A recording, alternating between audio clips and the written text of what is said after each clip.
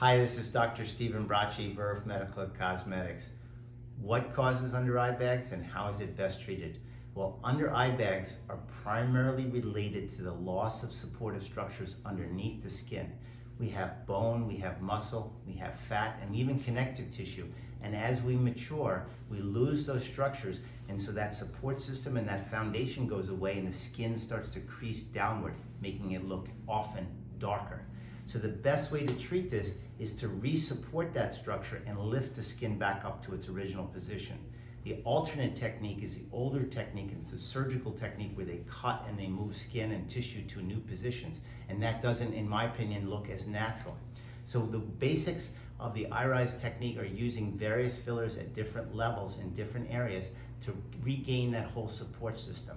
Number one, closest to the eye, we use a soft filler, and I technically use the Bellatero brand, but other brands you may know of, Juvederm and Restylane. These are soft fillers. They can be used in very small amounts and they can be used closest to the eye.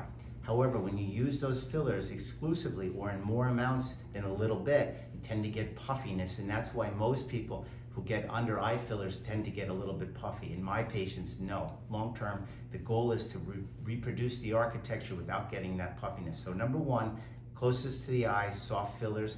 Then secondly, in the mid-face and the lower face, we use the more supportive structures. We use more firm fillers such as Radius and Sculpture to get lifting, support, and regain that mid-face architecture because it's all a composite.